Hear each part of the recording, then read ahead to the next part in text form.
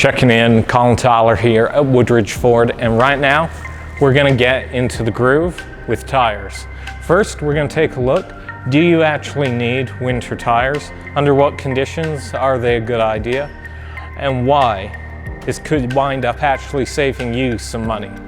Then we're going to take a look at tires in general and what your tire could be telling you, from its tread depth to what some of those random numbers on the side of the tires mean to you.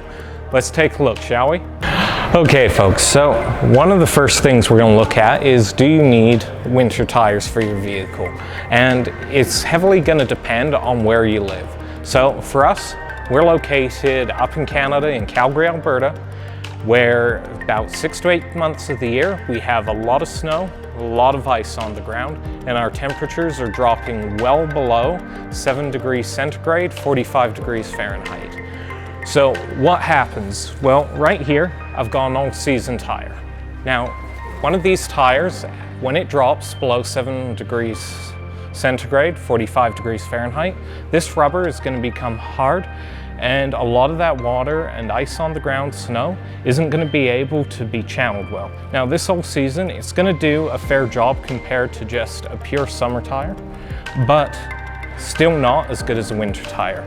Big difference, winter tire, as you see right here, you've got a really nice wide channel in the tread, and that's going to channel the water, snow, into that tread, giving you more grip and more traction. A lot of these tires come in either a studless or studded version.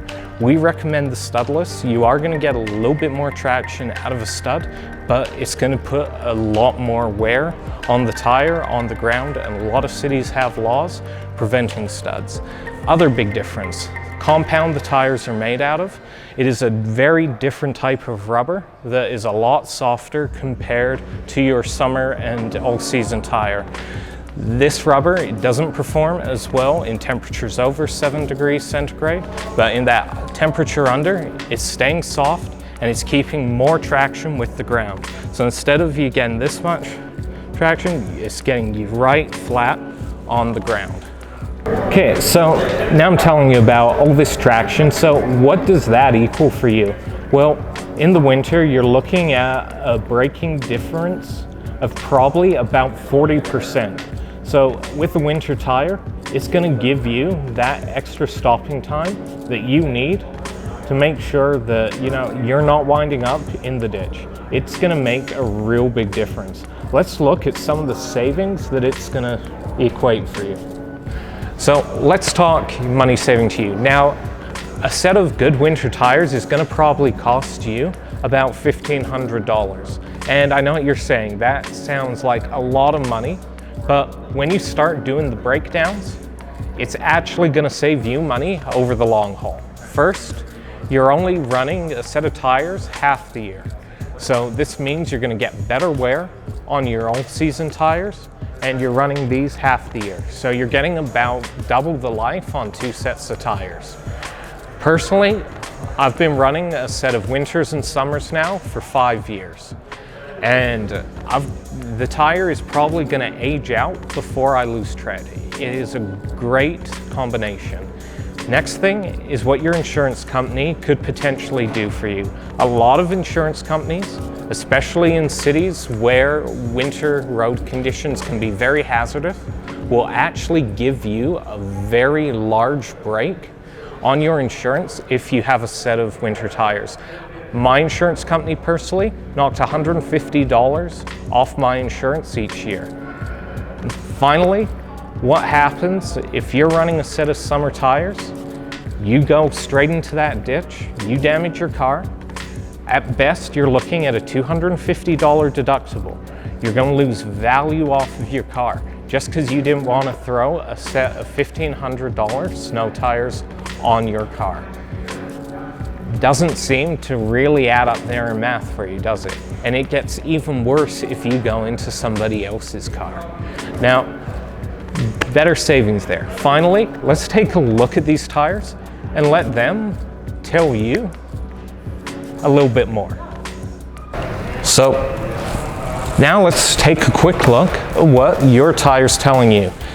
If you've looked at a tire or you're buying tires, you're going to notice there's a lot of different numbers, a lot of different values on it, and a lot of different symbols. First, with a winter tire, you're going to look for the 3-peak mountain with a snowflake.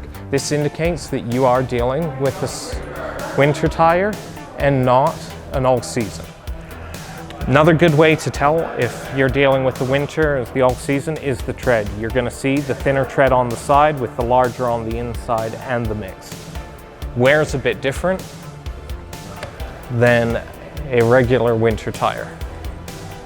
Next thing you're going to want to look for, especially if for some reason, while we highly recommend you don't do this, if you're looking at buying a set of used tires, is going to be a set of 4 numbers on the tire. So as of 2000, all tires are required to have these 4 numbers here. And what these 4 numbers tell us is 1, the week the tire was made, and 2, the year the tire was made. So this particular tire here was made in the 25th week of 2019. Coming around to the rim, you're going to see that this here, you'll have your R18, so 18-inch rim, width of the tire, and wall of the tire. Final things you're going to want to take a look at here is the 3 T's, your tread wear, your traction, and your temperature.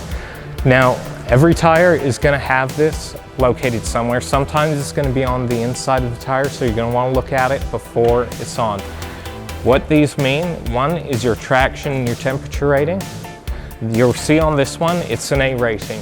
Majority of tires are going to be in that A rating. Best rating you can get on a tire is a AA. Minimum standard for it to be a passable tire is a C. What you're looking for in a half decent price tire is that A right there. Next is your tread wear here. So you're going to see a number of 700. It's the highest number you can get. And what this means is on a control tire rated at 100, this tire will last 7 times as long as that control tire with 100. So you're looking for that 700. Final thing around the tire is your safety warnings, which are going to show you what your current PSI you need for the tire. This is something you should always default to. Again, going between your car's manual. Closing out here, if you have any questions about tires, you're not quite sure, best thing to do, go into where you bought your car. If you bought from us here at Woodridge Ford, come into our service center. We're going to go over the tire with you. We're going to pull out one of these devices, and you know what? Rather than using the toonie out of your pocket, go to a Canadian Tire, go to an auto parts, they're easy to pick up. Tire tread gauge, put it in between, push down. I can see right now that this particular tire is sitting about 8 millimeters of tread out of 8 millimeters. Real easy way to see it on a winter tire. Low dangerous tread starts at about 4 millimeters on a summer all season, 3 millimeters. Would be able to do that for you here. Couple bucks at Canadian Tire, you can do it yourself, and you're going to get a lot more accurate results than the $2 coin in your pocket. Again, we're at Woodridge Ford. If you have any questions about this, leave them in the comments below. As always, like, subscribe, you know the rest. WoodridgeFord.com. Hope to see you soon. So when you're looking for tread, you want a good deep tread, not a smooth nature tread.